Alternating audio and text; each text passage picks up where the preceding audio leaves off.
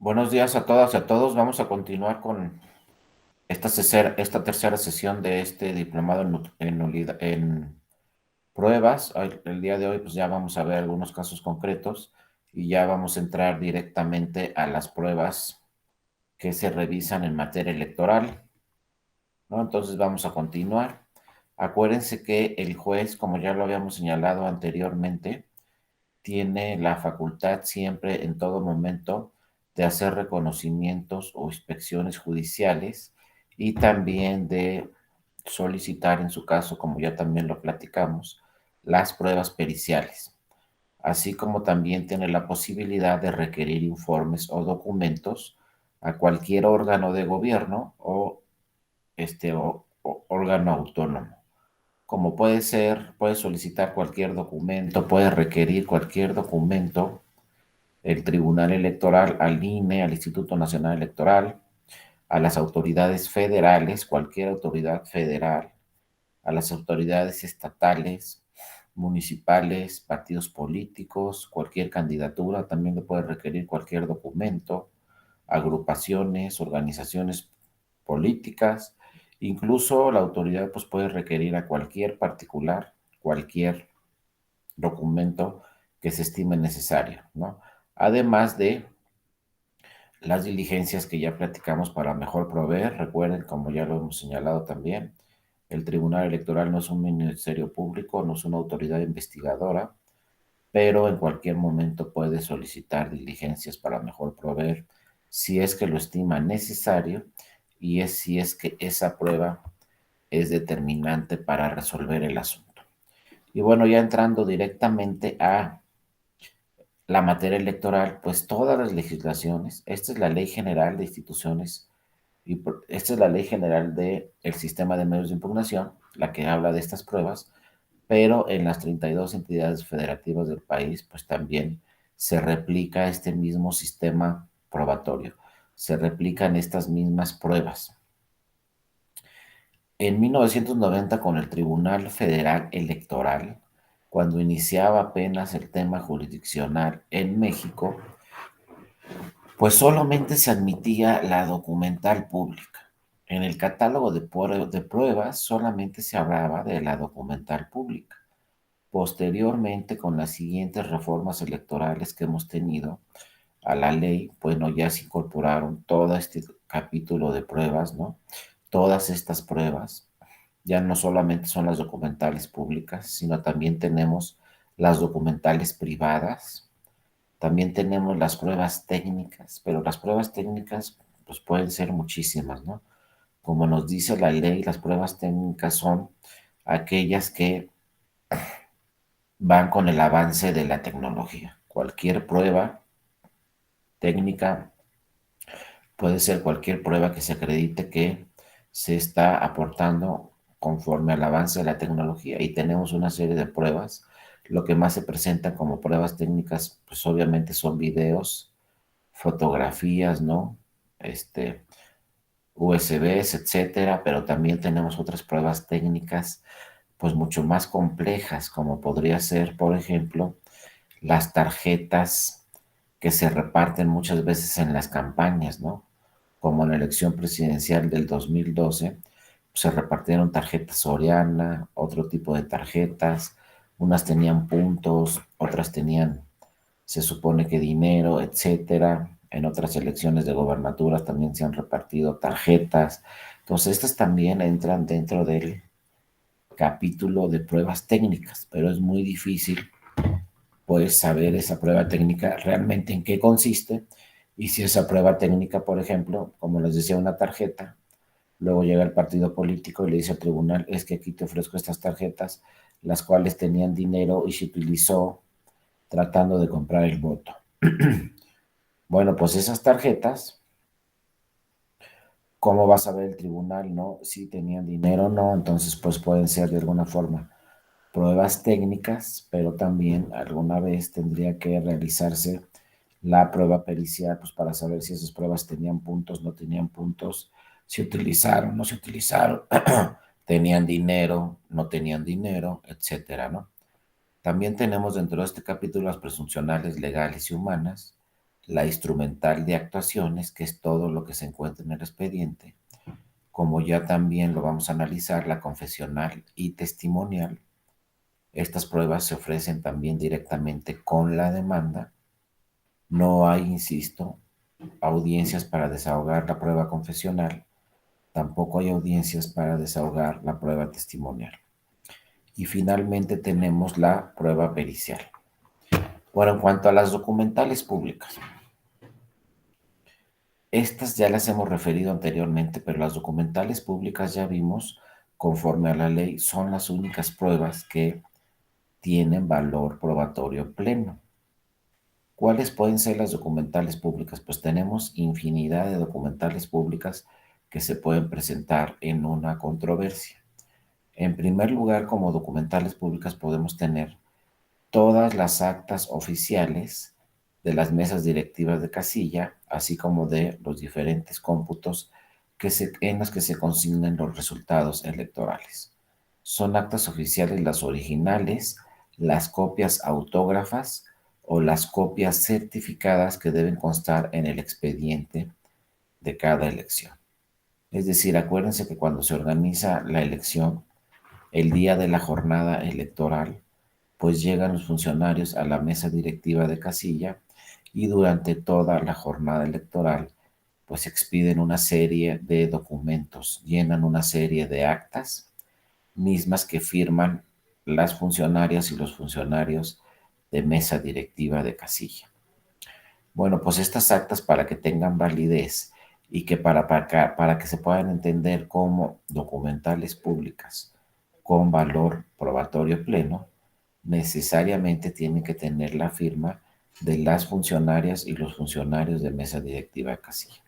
Así lo ha dicho la ley y también así lo ha dicho el tribunal.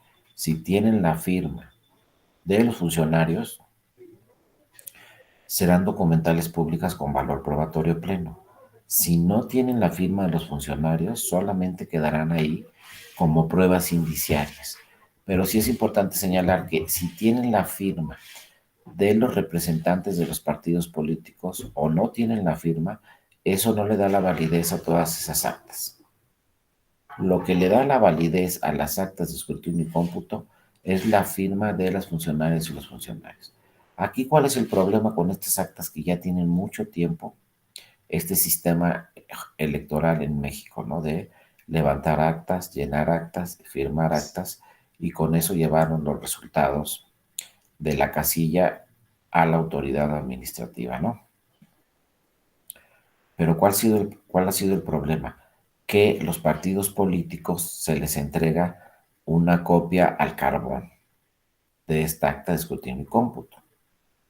Entonces, muchas veces, en primer lugar, esa acta al carbón no es legible. Entonces, cuando no es legible, porque pues de esa acta original se desprenden muchas actas al carbón. Por ejemplo, si en una elección participaron 9 partidos políticos, imagínense, y que esos 9 partidos políticos no iban en coalición, sino iban en lo independiente, cada uno de esos 9, pues entonces al partido número 9 le van a repartir como el acta número 11 o número 12 de jornada electoral, de escrutinio y cómputo, el acta de clausura, y si se levantaron hojas de incidentes, pues también le van a repartir la hoja de incidentes. Pero es una copia 9 de un original, una copia 11 o 12 del original. Obviamente esa copia pues no va a ser legible. Entonces lo que va a tener que hacer el partido político cuando le expidan esa copia al carbón, lo que va a tener que hacer es posteriormente solicitar al Consejo Distrital respectivo una copia certificada para que se la den directamente del original, porque sí hemos visto muchos casos en donde al partido político, pues los últimos partidos políticos con registro son a los que les dan las últimas actas de escrutinio y cómputo y pues muchas veces sí no son legibles.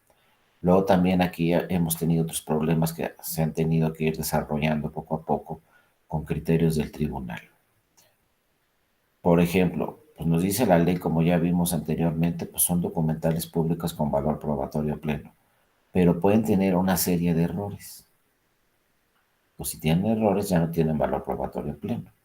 Luego también se emitieron criterios señalando, pues las actas al carbón son originales o no son originales.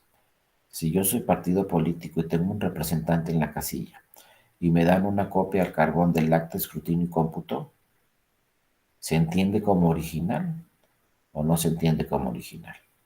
Pues también llegaron muchos casos de esos al tribunal y el tribunal emitió diversos criterios donde señalaba que todas las actas al carbón que se les dan a los partidos políticos se entienden como originales. Hagan de cuenta que nos están dando una copia original porque se desprende del original. Y esto es muy importante porque muchas veces la única forma de que los partidos políticos puedan acreditar los resultados en una casilla es con la copia de escrutinio y cómputo que les dieron en la casilla. Por eso es muy importante que los partidos políticos pues tengan representantes en todas y cada una de las casillas, cosa que es muy complejo, porque imagínense que seamos partido político, por ejemplo, en el 2024, somos partido político y entonces nuestra función es tener un representante en cada una de las casillas. Imagínense que en el 2024 se instalen para la elección presidencial y de diputaciones federales y senadurías, se instalen 170,000 casillas, pues el partido político tiene que tener a 170,000 representantes, uno por casilla, más los generales. Entonces es muy complejo y que los partidos políticos pues tienen que tener estructuras muy grandes para poder tener un representante en cada una de las casillas. Pero es fundamental. Por ejemplo, un caso que se dio hace algunos años. En una elección en el Estado de México, pues dos partidos iban muy parejos, ¿no? Iban casi prácticamente estaban empatados en un municipio muy grande en el Estado de México. Y entonces, pues faltaban dos casillas para saber cuál ganó y cuál perdió. Llegó a la penúltima casilla y seguía el resultado muy cerrado. Y entonces, pues todos estaban esperando los resultados de la última casilla. Pues resultó que el paquete de la última casilla nunca llegó. ¿Por qué nunca llegó el paquete de la última casilla? Porque lo quemaron ahí en la propia casilla. Llegó ahí un grupo de personas, quemaron el paquete y se fueron, ¿no? Y resulta que con ese paquete, con esos últimos resultados, se iba a saber quién ganó y quién perdió. Pero quemaron el paquete. Quemar el paquete, ¿qué quiere decir? Se quemaron todas las boletas que tenían la votación, se quemó el acta original que viene dentro del paquete, ¿no? Y entonces no teníamos ni acta original, ni tampoco teníamos ni una sola boleta. Entonces el caso primero llegó al tribunal estatal y el tribunal estatal pues decidió anular la elección.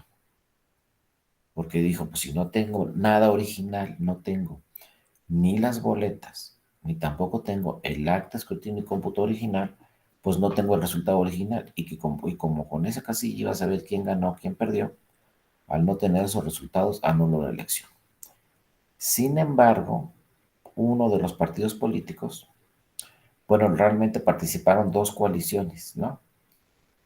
Entonces, una de las coaliciones la que estaba compitiendo en el resultado muy cerrado, pues una de las coaliciones se fue al tribunal, a la sala superior, e impugnó la sentencia de del Tribunal Electoral local.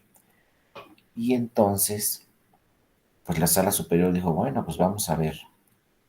El tribunal local dice que se debe anular la elección, pero en la sala superior señaló, pues vamos a tratar de salvar en la elección para no convocar una elección extraordinaria. Pero ¿cómo vamos a salvar la elección si no hay boletas? Se quemaron absolutamente todas las boletas. No hay copia original, ¿no? Porque si no, pues los partidos van y le piden una copia certificada del original a la autoridad administrativa y con eso se obtienen los resultados. No hay copia original, no hay acta original. Pero lo que sí había eran las actas al carbón que tenían los partidos políticos. Entonces el Tribunal Electoral les requiere, a ver, traigan su acta al cargo, aquí al tribunal. Los partidos llevaron su acta y coincidían los resultados. Afortunadamente en esa casilla se habían llenado muy bien las actas de escrutinio y cómputo, entonces estaban bien, no tenían errores, estaban legibles y las presentaban al Tribunal Electoral. Entonces el Tribunal Electoral dijo, bueno, aquí tengo estas actas al carbón de un partido, de otro partido, coinciden. Entonces después decidió el tribunal, bueno, vamos a hacer una inspección judicial, vamos a donde está la casilla, donde se quemó el paquete, a ver qué es lo que sucedió, ¿no? Y bueno, fíjense lo que había pasado. Se habían quemado las boletas, se había quemado el acto original, se había quemado todo el paquete. Sin embargo, así nos dice Jorge, sí pasó también en otro municipio en Veracruz, sí se da en muchos municipios este tema, ¿no? Y con la seguridad que estamos viviendo actualmente en nuestro país, pues obviamente en muchas elecciones sí tenemos estos problemas de que sobre todo hay comandos armados y van y destruyen las boletas, van y destruyen los paquetes porque no están de acuerdo con esos resultados, etcétera. Entonces es un problema muy complejo y cada vez es más complejo, ¿eh? Porque no crean que la seguridad está mejorando en nuestro país, seguimos con muchos problemas complejos de seguridad y seguimos con muchos problemas en las elecciones. Esto que les estoy platicando fue hace 15 o 16 años, 18, ya no me acuerdo, pero sigue sucediendo eso de la quema de paquetes. No crean que es algo de hace mucho. Bueno, en esta casilla pues no había paquetes, como ya vi, digo, no había paquetes, no había boletas originales, pero estudiando todos los elementos de la casilla, la sala superior advirtió, fíjense un dato muy curioso, que saben que no quemaron, los que llegaron ahí seguramente le dijeron ahí a esta persona, le dijeron, pues, seguramente regañaron a los que fueron a quemar el paquete, yo no sé si era un comando armado o no sé qué, pero tuvieron un gran error, ¿no?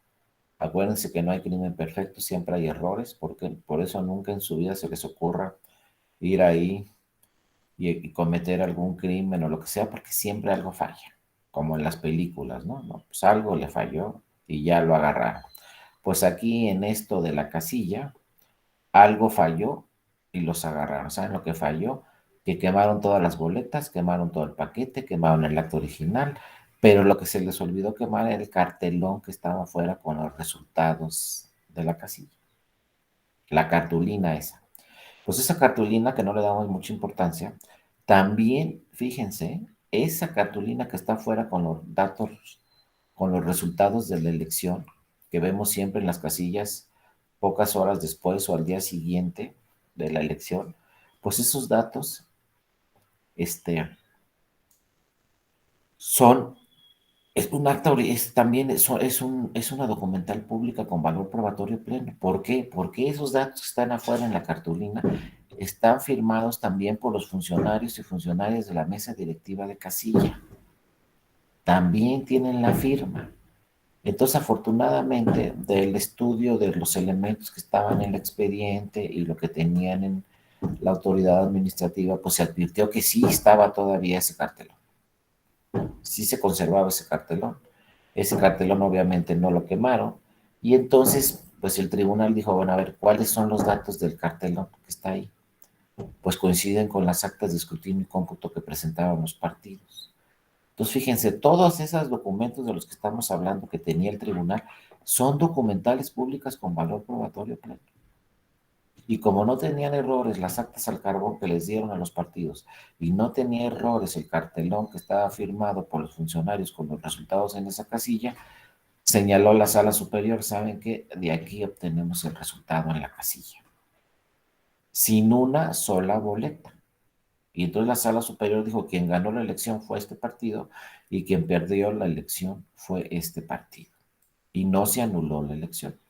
Y a partir de ese caso y otros casos, el Tribunal Electoral emitió una jurisprudencia señalando las actas al carbón se entienden como documentos originales. Se entienden como documentales públicas con valor probatorio pleno porque se desprenden de un original. Por lo tanto, desde hace muchos años, como les digo, es muy importante, ojo, que los partidos políticos pues, tengan representantes en la casilla. Porque la única forma que un partido político pueda tener los resultados de la casilla es a través de esa acta de escrutinio y cómputo que le dan a los representantes de los partidos. Desafortunadamente, pues muchos partidos no les alcanza para tener un representante en cada casilla. Entonces, en muchas ocasiones, pues no tienen las actas de escrutinio y cómputo de todas y cada una de las casillas. Pero, por ejemplo, un partido político, la misma noche de la elección, puede saber cuáles son los resultados de esa elección si tiene representantes en todas las casillas. Porque simple y sencillamente cuenta pues, todos los votos de cada una de las casillas conforme al acta de escrutinio y cómputo y ahí va a tener el resultado. Aunque posteriormente los resultados oficiales sean el miércoles o el jueves, etcétera, lo que sea, el partido político ya desde el mismo día de la jornada electoral podría tener unos resultados previos. El problema aquí también es que muchas veces se llenan las actas con errores. Ese es otro problema que tenemos, que la autoridad administrativa pues ha tratado de simplificar el llenado de esas actas, pero es muy complejo. Y acuérdense que las funcionarias y los funcionarios de mesa directiva de casilla pues no son especialistas en materia electoral. Sí tienen una capacitación, pero a la hora de llenar las actas muchas veces incurren en errores, sobre todo porque solamente es un original y no se puede tachar, no se puede borrar, se tiene que llenar una sola vez. Si nos equivocamos, pues ya nos equivocamos, nada que le borramos con la goma, ¿no? Es un acta que no se puede modificar y no tenemos otro original, solo tenemos un original. Entonces muchas veces incurre en errores. El error en que más incurren, conforme a la experiencia que tiene el tribunal, es en donde dice el acta de escrutinio y cómputo, suma de todos los partidos, es decir, votación emitida. Y entonces ahí las funcionarias y funcionarios van sumando los votos de cada uno de los partidos políticos, pero cuando ven el rubro votos nulos, esos votos no los suman porque dicen, no, estos votos son nulos. Entonces estos votos no van en total de la votación emitida. Ese es un error constante. Y sin embargo, ojo, los votos nulos también se tienen que sumar en la votación emitida. Pues también es una boleta que llegó a la urna, que cayó en la urna y que se tiene que sumar.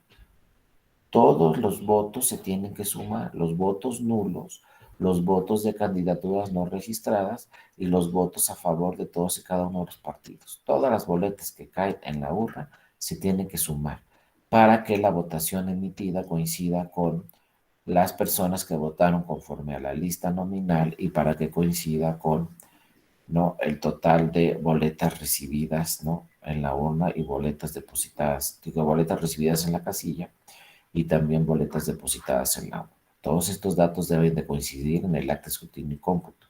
Si no coinciden estos datos, pues ya no vamos a tener efectivamente los resultados. Y luego es otro tema, no del día de hoy, pero si las actas de escrutinio tienen errores, como sucede continuamente, como les digo, en muchas casillas, entonces por ahí también hay una disposición legal que dice, si las actas de escrutinio y cómputo tienen errores, entonces el partido político, cualquier partido político que participó en esa elección, tiene derecho a solicitar recuento de votos. Entonces, si a mí me dan un acta de escrutinio y cómputo con errores, pues yo luego voy y el día que emite su resultado el INE, el Consejo Distrital respectivo, pues el INE de oficio o si no a petición de parte tiene que abrir todos los paquetes con las actas de escrutinio y cómputo que tengan errores. Si esos errores no se pueden subsanar, entonces hay que abrir el paquete y volver a contar todo. Y cuando se abre el paquete y se vuelve a contar todo, pues también por ley tienen que estar ahí presentes los representantes de los partidos políticos. Entonces en el Consejo Distrital se forman equipos de trabajo y se abren y se vuelven a contar todos los votos de todas las actas que tienen errores. Y fíjense, un dato de la elección federal del 2009, ya hace mucho tiempo, pero en el 2009 se revisaron todas las actas de escrutinio y cómputo a nivel nacional, o sea, todas las que se levantaron en la elección de diputaciones federales, y resultó que el 50% de las actas de escrutinio y cómputo tenían errores. O sea, muchísimas. No crean que es una cosa rara, sino muchas veces tienen error. Y entonces la ley dice, si tienen errores hay que abrir el paquete y volver a contar todo.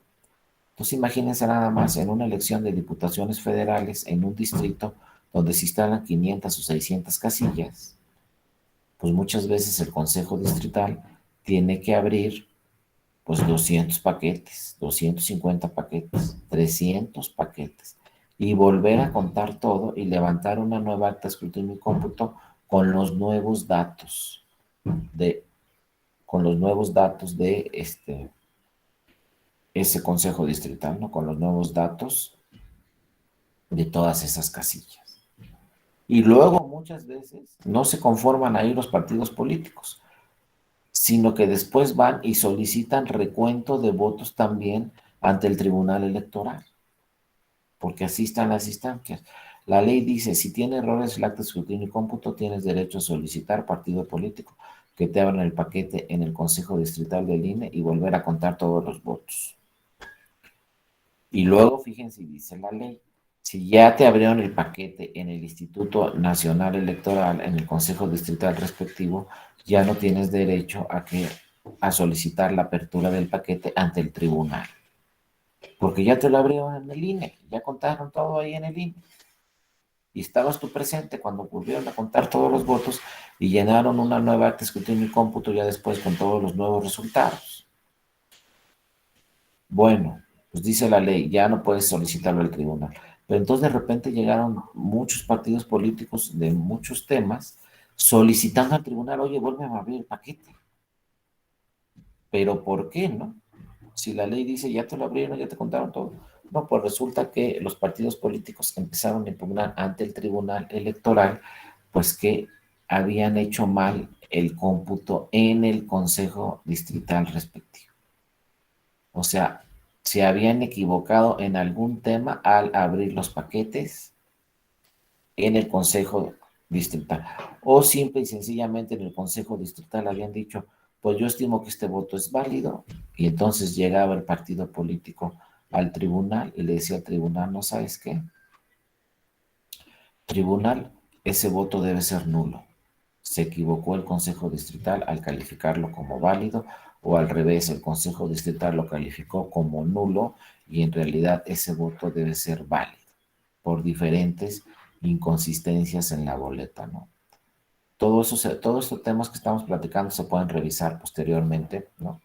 Si ustedes quieren entrar también y inscribirse al diplomado de nulidades, pues en ese diplomado se ven todos estos temas, cuando un voto es válido, cuando no es nulo, cuando se puede solicitar recuento ante el Tribunal Electoral, cuando no, muchas veces no realiza el recuento la autoridad administrativa y entonces tiene que realizar el recuento de votos la autoridad jurisdiccional, ¿no? Entonces todos esos temas se dan, pero todo inicia con estas actas de escrutinio y cómputo que, insisto, son documentales públicas con valor probatorio pleno hasta que se advierta que tengan errores. Si estas actas tienen errores, entonces ya no tendrán valor probatorio pleno. Y no solo estas actas, también las que se levantan, el acta de jornada electoral, el acta de escrutinio y cómputo, no, el acta de clausura, pues todas esas son documentales con valor probatorio. ¿Cuáles otras tenemos también? Pues los documentos expedidos por autoridades federales, estatales y municipales. Estos casos nos llegan mucho, como por ejemplo casos de residencia, como ya hemos platicado. Yo de repente, pues me dicen, pues quieres ser candidato, pues tienes que registrarte como candidato ante el INE, ¿no? Ante el Consejo Distrital, etcétera. Bueno, entonces, ¿cuáles son los requisitos para ser candidato? No, pues que tienes que tener la residencia, por ejemplo. Entonces yo voy con la autoridad de mi municipio o la autoridad, este, para que me expida una constancia de residencia. Y me expide mi constancia de residencia. No, pues hasta ahí vamos muy bien, ¿no? Pero luego, como les decía, pues resulta que presento presento ahí todos mis requisitos, presento mi constancia de residencia ante la autoridad y llega otro partido y le impugna. Me dice, no, no tiene residencia en esta ciudad. Pues, ¿cómo que no tiene residencia en esta ciudad? No, esta persona vive en el extranjero, vive en Estados Unidos. Entonces el INE, pues, le pide un informe a Relaciones Exteriores y ¿qué creen? Relaciones Exteriores, pues también se dan casos donde pues se emite ahí un informe y de repente imagínense que nos diga Relaciones Exteriores, como ha sucedido en otros casos. No, pues efectivamente esta persona reside en los Estados Unidos, conforme a los datos que tiene Relaciones Exteriores, conforme a su pasaporte, etcétera, lo que quieran, pues nos consta que esta persona vive en Estados Unidos. Y así manda el informe a Relaciones Exteriores. Pues ese informe también es una documental pública con valor probatorio pleno, porque es un documento expedido por una autoridad federal, la residencia que me dieron en el municipio, la constancia de residencia que me dieron en el municipio, pues es una documental pública expedida por una autoridad estatal, entonces, o municipal. Entonces tenemos dos documentales públicas también. De entrada, las dos tienen valor probatorio pleno, pero ya será el tribunal el que tendrá que resolver cuál de esos dos documentos tendrá valor probatorio pleno y cuál no, para saber si esa persona tiene residencia en México o tiene residencia en Estados Unidos. Y si se acredita que la residencia es en Estados Unidos, pues no podrá registrarse como candidato, ¿no? Otros documentos públicos también son, acuérdense, todos los documentos expedidos por quienes estén investidos de fe pública, o sea, los documentos que expida un notario. Entonces, por ejemplo, si está sucediendo algo en la casilla, pues podemos acudir al notario para que el notario levante un acta donde dé fe de lo que está sucediendo. Pero ojo, no nos podemos confundir también en este tema de valoración de pruebas. Para que se tenga como cierto lo que está, lo que está asentando el notario en esa acta, pues tiene que ir el notario a la casilla. Y obviamente no nos van a alcanzar los notarios para que vayan a todas las casillas a constatar los hechos que están sucediendo. Entonces muchas veces los partidos políticos cometen el error de ellos ir al notario. Y entonces un representante del partido va y le dice al notario, oye, notario, levanta un acta donde tú señales que está sucediendo esto y esto que te estoy diciendo en la casilla. Entonces el notario levanta un acta, pero en el acta dice, pues me dice fulanito de tal que en la casilla están sucediendo todos estos acontecimientos. Pero eso ya no tiene valor probatorio pleno, porque no le consta al notario. El notario solamente está sentando en un acta lo que le está diciendo esta persona, pero a él no le consta.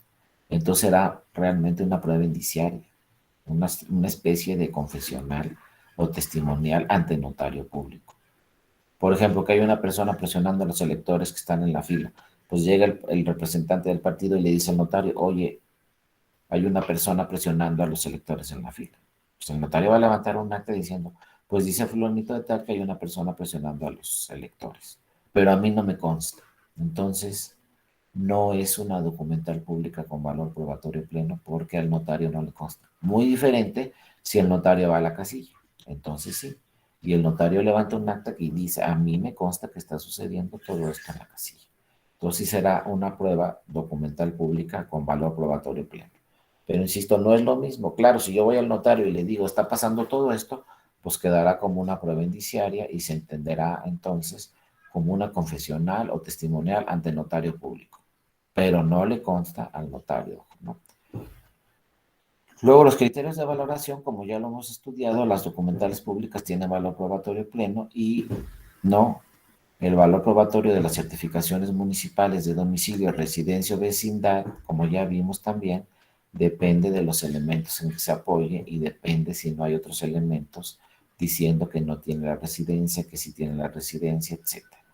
Insisto, llegan constantemente al tribunal casos de residencia y temas para acreditar la residencia.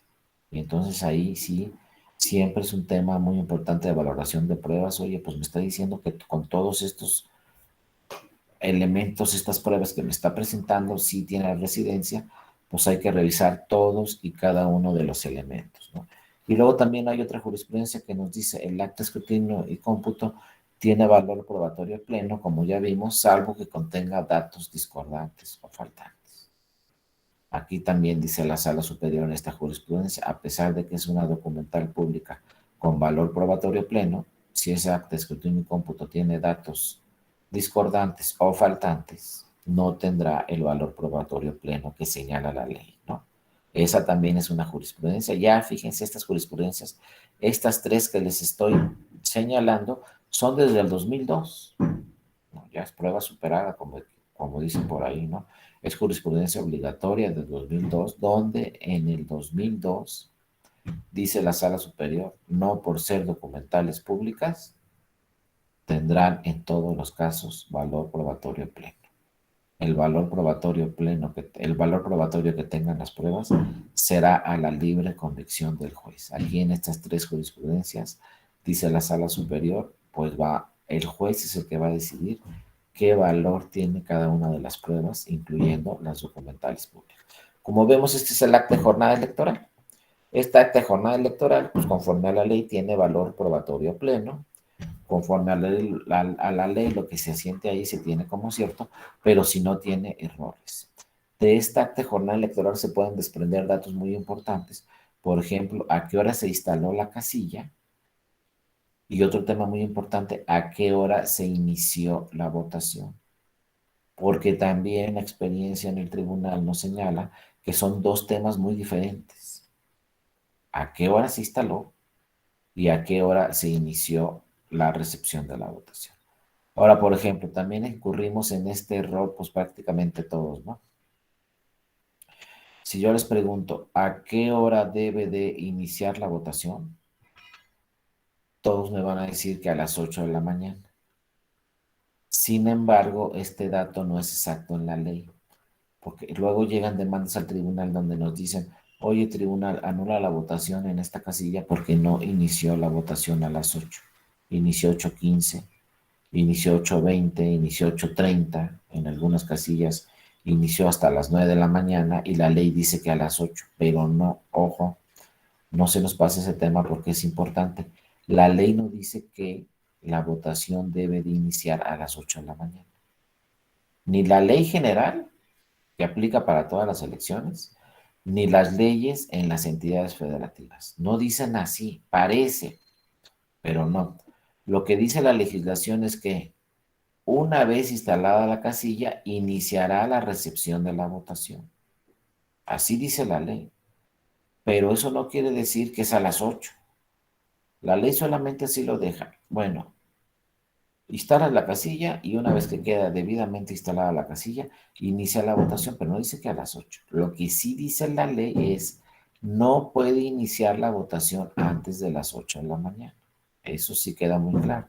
Pero podría empezar 8:05, 8:10, 8:20, porque la ley solo nos dice, pues una vez que instales la casilla, entonces después inicia la recepción de la votación. Sin embargo, esto no se ha comprendido muchas veces por los partidos políticos porque llegan al tribunal y le dicen al tribunal, oye, es que aquí empezaron 8:20, aquí empezaron 8:30, por lo tanto, anula la votación recibida en esas casillas. Pues no, sí podemos empezar 8:15, sí podemos empezar 8:20, sí podemos empezar 8:30 porque la ley dice, una vez instalada la casilla, iniciará la recepción de la votación. Entonces, bueno, todos estos datos se asientan aquí en el acta de jornada electoral. Otro dato muy importante que se asienta también en el acta de jornada electoral es a qué hora se cierra la votación. Y ya, bueno, por ahí lo van a ver en algunos otros temas, pero pues por ahí dice la ley que la votación debe de cerrarse a las 18 horas. Pero hay también algunas excepciones, ¿no? Las excepciones que tenemos por ahí es que, pues si ya votaron todos los que iban a votar en esa casilla, pues se puede cerrar la votación antes de las 18 horas. O si a las 18 horas tenemos ahí un grupo de personas que todavía no han votado, pero llegaron antes de las 18 horas, todas esas personas podrán votar. Aquí nos pregunta José Pablo, ¿no? Disculpe mi duda. En los escritos de incidentes o de protesta suscritos por los RC, los representantes de los RC serán los representantes de casilla y presentados ante el secretario de la mesa directiva de casilla, ¿no? Se les asigna valor probatorio pleno. Ah, muy buena pregunta. Gracias por tu participación, José Pablo. Aquí, en estos casos, no. Fíjense, la hoja de incidentes, es que no nos podemos confundir, ¿no? En la casilla va a haber hojas de incidentes, escritos de incidentes y escritos de protesta. Pero no es lo mismo. Por aquí es más, por aquí la traigo, aquí está hoja de incidentes. La hoja de incidentes es un acta que levanta el presidente y que firman los representantes de los partidos políticos y también firman las funcionarias y funcionarios de casilla. ¿Para qué sirve esta hoja de incidentes? Al presidente no crean que le dan una, le dan un bloc, tiene varias de estas, ¿no? ¿Para qué? Pues para que cualquier incidente que suceda en la casilla se asiente en esta hoja de incidentes. Por ejemplo, a mí cuando me han tocado resolver algunos asuntos, pues cuando llega el expediente, por ejemplo, nunca se me va a olvidar un caso que llegó al expediente, ¿no? Y ahí estábamos analizando la demanda y entonces decía el partido, pues se tiene que anular la votación en esta casilla por lo que dice la hoja de incidentes. Ándale, pues, ¿no? ¿Y qué dice la hoja de incidentes? ¿Y saben qué anotaron en la hoja de incidentes el presidente de la casilla? Pues le anotó ahí a la hoja de incidentes, ¿no? De 2 a 4 de la tarde, fíjense, cerramos la casilla y nos fuimos a comer. Todos firmaron de conformidad, las funcionarias, los funcionarios y los representantes de los partidos políticos. Al firmar todos, era una documental pública con valor probatorio pleno. Y ojo, eso tampoco se nos puede pasar nunca. Una cosa es que yo como representante del partido esté de acuerdo y firme, y otra cosa es que después se impugne la votación en esa casilla. Es decir, la ley dice, aunque haya firmado de conformidad el partido político, posteriormente se puede impugnar la votación en esa casilla. Entonces, ¿qué hacen los partidos? Pues firmo todo de conformidad, pero ojo, si pierdo la votación en esa casilla, después, pues claro que puedo impugnar esa votación. Y claro, aquí los partidos políticos en este tema que les digo, pues ya habían advertido pues esa irregularidad. Por ejemplo, nos fuimos de 2 a 4 y cerramos la casilla, ahí se quedó sola la casilla y nos fuimos a comer, pues claro que el partido político que perdió la votación en esa casilla fue al tribunal y le dijo, anula los votos de esta casilla porque se vulnera sobre todo el principio de certeza, porque no es posible dejar sola una casilla 2 horas. Según ellos cerrada, pero quién sabe qué pudo haber sucedido, ¿no? Entonces, obviamente, el tribunal, al advertir que esto lo señalaba la hoja de incidentes y ser una documental pública con valor probatorio pleno, firmada por todos, pues se entiende como cierto y anula la votación en esa casilla. Entonces, este es un acta también que firman las funcionarias, los funcionarios y que se tiene como cierto. Solamente hay excepciones, porque también una vez me llegó un expediente de donde yo dije, bueno, qué forma tan fácil de echar a perder un acta de incidentes, una hoja de incidentes. Porque fíjense, se redactó y el presidente de la casilla asentó en la hoja de incidentes. Dice el representante del PAN que afuera de la casilla hay una persona presionando a los electores. Pero ¿cómo pone el presidente? Dice el representante del PAN, pues ya no tiene valor probatorio pleno, ¿me entiende? Tenía que haberlo dicho el presidente. Ah, pues yo salí, me consta a mí que hay una persona presionando a los electores y le pedí que dejara que se fuera de la casilla, etcétera, etcétera. Presionó a los electores de tal hora a tal hora, todo eso, ¿no? Pero si dice el presidente, dice el del PAN, pues ya no tiene valor probatorio pleno, porque quien le da el valor probatorio pleno son los funcionarios y las funcionarias de la mesa directiva de casilla y la redacción de ellos en el acta. Entonces debe decir el presidente o el secretario, ¿no? A mí me consta que había una persona afuera presionando a los electores y lo asienta en la hoja de incidentes, para que se entienda por cierto. Y ojo, las circunstancias de modo, tiempo y lugar son muy importantes. También hay que señalar de qué hora a qué hora estuvo esa persona ahí para saber si se afectó esto de forma grave y determinante para, en su caso, anular los votos en esa casilla. Bueno, esas son las hojas de incidentes. Pero pregunta José Pablo, los escritos de incidentes. Y los escritos de protesta es otra cosa totalmente diferente. Esos son los que presentan los representantes de los partidos. Los escritos de incidentes se pueden presentar durante cualquier momento durante la jornada electoral. Es decir, yo como partido político no estoy de acuerdo con alguna circunstancia, entonces redacto un escrito de incidentes y pongo aquí, pues en la casilla sucedió esto y esto y esto, y no estoy de acuerdo por esto y por esto. Y le doy ese escrito al presidente y el presidente lo debe de anexar al expediente de la casilla. El escrito de protesta, a diferencia del escrito de incidentes, es que se lo voy a presentar después del escrutinio y cómputo. Y entonces también en ese escrito de protesta, pues señalo, no estoy de acuerdo con el resultado, no estoy de acuerdo con el cómputo de estos votos, o no estoy de acuerdo porque en estas boletas el presidente dijo que el voto era válido y para mí el voto era nulo, entonces no estoy de acuerdo con la calificación del voto que se hizo a todas estas boletas. Eso es un escrito de protesta. También está obligado el presidente de la casilla o la presidenta de la casilla a integrar en el expediente. Pero como son redactadas por un partido político, entonces son documentales privadas. Como nada más las firma el partido político, son documentales privadas y no tienen valor probatorio pleno. Solamente son pruebas indiciarias. Entonces, por ejemplo, si una cosa dice la hoja de incidentes y otra distinta el escrito de incidentes de un partido político, tiene mucho mayor validez la hoja de incidentes porque está firmada por los funcionarios de la casilla y por los representantes del partido. A diferencia del escrito de incidentes o el escrito de protesta, que solo está firmado por el representante del partido. Entonces, estas son documentales privadas que no tienen valor probatorio pleno, pero claro que sirven, son pruebas indiciarias, ¿no? Para que el tribunal revise todo lo que dicen las hojas de incidentes y lo que dicen los escritos de los partidos. Y muchas veces no hay hojas de incidentes. Muchas veces solamente están las inconformidades de los escritos que presentan los partidos. Claro que son importantes y claro que los revisa el Tribunal Electoral para ver si se advierte alguna irregularidad y esa irregularidad alcance para que se anule la votación recibida en esa casilla. Si dice lo mismo el escrito de incidentes del partido que la hoja de incidentes del presidente, pues todavía con mayor razón se puede acreditar una irregularidad.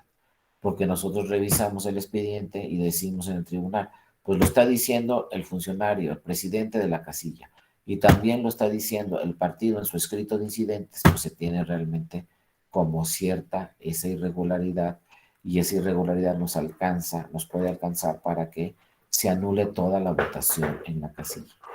Acuérdense que el sistema de nulidades en materia electoral señala que si se anulan los votos en una casilla, se van todos los votos. Se anulan todos. No los del PAN, los del PRI, los de Morena, los del PRD. Si hay errores en la casilla graves y determinantes, el tribunal puede resolver, se anulan todos los votos en esta casilla. No pueden anular los votos solamente de un partido. Si se anulan todos los votos, ojo, también se van mis votos. Por ejemplo, yo soy partido político, impugno la votación en esa casilla, también, si el tribunal decide anular los votos, pues también anulan los míos. Fíjense, yo fui el que impugné la votación en esa casilla y también se van a anular los votos míos. Por eso los partidos políticos tienen que fijarse muy bien qué votación impugnan en cada casilla. También rápidamente les digo que es un tema de nulidades, pero se los platico. Un día me llegó un asunto también donde me llamó muchísimo la atención, porque fíjense, quien impugnó la votación fue el PAN. Y tenía razón, porque en esa casilla no llegaron los escrutadores ni el secretario. Estuvo solo el presidente durante toda la jornada electoral. Y el tribunal lo ha señalado en diferentes criterios. Si solamente había un funcionario, se tiene que anular la votación. Claro, si alguien impugna. Si nadie impugna de oficio, el tribunal no va a anular ni un solo voto, y mucho menos el INE, ¿no? Si no llega la demanda y pasaron 1000 cosas en la casilla y nadie impugnó, esos resultados quedarán y contarán. Pero si alguien impugna, pues entonces el tribunal va a tener que revisar ese asunto. Ojo, el INE tampoco puede anular votos en una casilla. La única autoridad que puede anular la votación en una casilla es el Tribunal Electoral. Bueno, me llamó mucho la atención ese caso que les decía porque impugnó el PAN. porque nada más llegó el presidente. Pero ¿saben cuáles fueron los resultados en esa casilla? Me acuerdo todavía. PRI 100, PAN 98, PRD 96, Verde 17, no, Verde 18 y PT 7. Entonces llega el PAN al tribunal y dice, oye, tribunal, anula la votación en esa casilla porque solamente estuvo el presidente. Entonces revisa los datos el tribunal y obviamente pues se advierten todas las actas que se llenaron en la casilla que solo están firmadas por el presidente. ¿Qué quiere decir? Que nada más estuvo el presidente. Si nada más está el presidente, dice el tribunal, no estaban los funcionarios necesarios y anula la votación. Pero entonces al cómputo distrital, ¿qué va a pasar? Le van a quitar 100 votos al PRI. ¿Pero saben cuántos le van a quitar al PAN? 98. Al PRD, 96. Al Verde, 18. Y al PT solamente 7. ¿Quién salió ganando ahí? El PT. Porque del cómputo distrital al PT nada más le quitaron 7. Y el que impugnó, que fue el PAN, le quitaron 98. Entonces, ¿le convino o no le convino al PAN impugnar esa votación?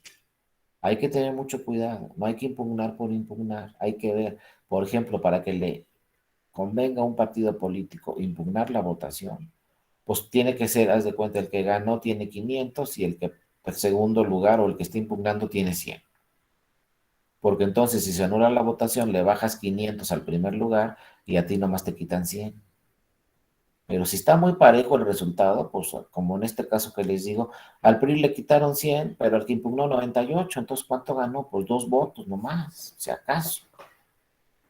¿Y quién salió ganando ahí el PT? Porque dijo, mira, a todos estos les quitaron un chorro de votos y a mí nomás me quitaron 7. Pues el PT sube en el cómputo distrital, ¿no? Entonces, ojo, el sistema de unidades es muy complejo y siempre hay que revisar porque así lo dice y se ha cuestionado este tema, pero así lo dicen las reglas, ¿no? También se van los votos del partido político que impugnó la elección.